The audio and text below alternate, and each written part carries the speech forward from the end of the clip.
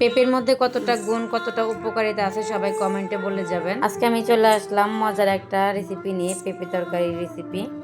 আসসালামু আলাইকুম এভরিওয়ান, কেমন আছেন সবাই? আশা করি সবাই অনেক ভালো আছেন।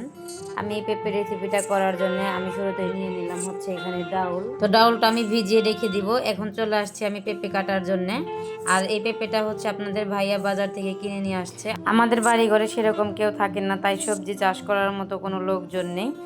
তো সেজন্য আমাদের সব কিছু আসলে কিনেই খেতে হয়, একদমই লবণ থেকে শুরু করে এ টু জেড সব কিছু আমাদের হচ্ছে কিনে খেতে হয়।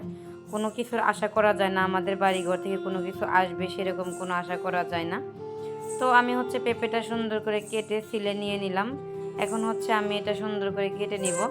আর এই পেঁপেটা হচ্ছে আমি কাটার সময় সব সময় হচ্ছে আমি একটা হাতে পলি দিয়ে নিই, যাতে করে হচ্ছে হাতে কষ্টটা কম লাগে। আর এই পেঁপের কষ্টটা কিন্তু একটু অ্যাসিড জাতীয়, হাতের মধ্যে কষ্টটা লাগলে মনে হয় যে হাতের চামড়া কেমন একটা পাতলা পাতলা একটা ভাব আসে। তো আমার পেঁপে হচ্ছে কাটা হয়ে গেছে, দেখতেই পাচ্ছেন কত সুন্দর করে পেঁপেটা কেটে নিয়েছি আমি।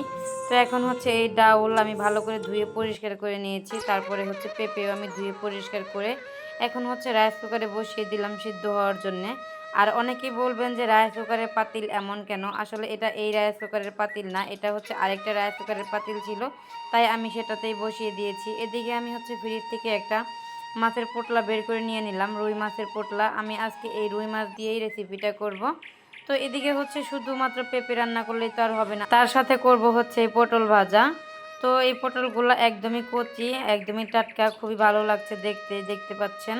আমি সচরাচর এই পটলগুলো ভেজেই খাই এরকম করে, আমি অন্য কোনো রেসিপি বা হচ্ছে রান্না করি না, ঝোল তরকারি রান্না করি না, আমি এভাবেই খাই। তো আমি এখন চুলায় কড়াই বসিয়ে দিয়ে সেখানে হচ্ছে মাছটা ভেজে নিলাম। আর মাছটা একটু আমি ভালো করে ভেজে নিলাম, যাতে করে কাঁটাটা একটু মানে কম লাগে বা হচ্ছে খেতে সুবিধা হয়। সেই জন্যে আমরা তো আবার কাটার জন্য হচ্ছে অনেক তরকারি বা অনেক মাছ হচ্ছে মিস করি, শুধু মাত্র কাটার ভয়ে। তো এখন হচ্ছে আমার পটল ভাজাও হয়ে গেল, তার সাথে এখন আমি এই পটল ভাজা বা মাছ ভাজার তেলগুলো আমি হচ্ছে আরেকটা কড়াইতে দিয়ে দিলাম। দিয়ে এখন এখানে আমি রসুন কুচি দিয়ে দিলাম, পেঁয়াজ কাঁচামরিচ দিয়ে আমি এটা ভালো করে নেড়ে চেড়ে নেব। তো এখানে হচ্ছে একটা তেজপাতা দিয়েছি, একটা হচ্ছে শুকনা মরিচ দিয়েছি, তার মধ্যে হচ্ছে দিয়ে দিলাম আদা রসুন জিরে বাটা।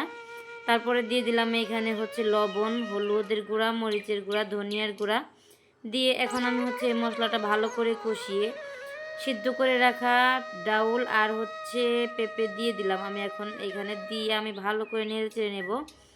তো এই তরকারিটা কিন্তু কষানোর মধ্যে অনেকটা টেস্ট চলে আসবে, আর দেখতেই পাচ্ছেন কতটা সুন্দর কালার আসছে। তো এখানে হচ্ছে আমার সিদ্ধ করে রাখা যে ডাউলের পানিটা ছিল, আমি সেই পানিটাই হচ্ছে এখানে দিয়ে দিলাম।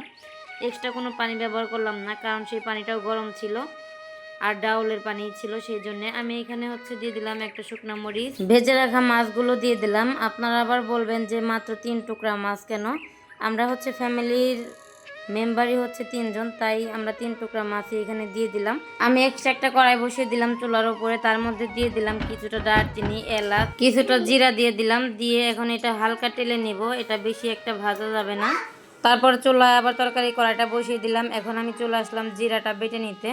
তো এটা হচ্ছে শিলপাটায় বাটতে হবে, তা না হলে কিন্তু মিহিন হবে না। তো আমার বাটার পরে আমি হচ্ছে এখানে এলাচের খোসাগুলো আমি ফেলে দিয়ে দিলাম, তারপরে মশলাটা উঠিয়ে তরকারির উপরে দিয়ে দিলাম। তো এখন আমি নেড়ে চেড়ে নামিয়ে নেব। এখন এর শেষ লুকটা আপনারাই বলেন কেমন হয়েছে। আর ভিডিওটা কে কোথা থেকে দেখছেন অবশ্যই কমেন্ট করে জানাবেন। ভিডিওটা ভালো লেগে থাকলে লাইক কমেন্ট শেয়ার করতে ভুলবেন না। তো এখন চলে যাব খাওয়ার পর্বে, আমরা খেতে বসে পড়েছি। এই হচ্ছে আমার খাওয়ার পালা, আমি হচ্ছে নিয়ে নিলাম তরকারি, তারপরে হচ্ছে পটল ভাজা। এখন আমি আর আমার ছেলে দুজনেই খেতে বসে পড়েছি, দেখতেই পাচ্ছেন। তো রেসিপিটা হচ্ছে অনেকটাই মজার ছিল, অনেকটাই ভালো লেগেছে। খাওয়ার পরে বুঝতে পারছি আসলে প্রথম আজকের এই রেসিপিটা করেছি। তো আপনারা এভাবে বাসায় ট্রাই করে দেখবেন কেমন হয়েছে। তো ধন্যবাদ, সবাই ভালো থাকবেন, সুস্থ থাকবেন, দেখা হবে পরবর্তী ভিডিওতে। ততক্ষণ সবাই পাশেই থাকবেন, আল্লাহ হাফেজ।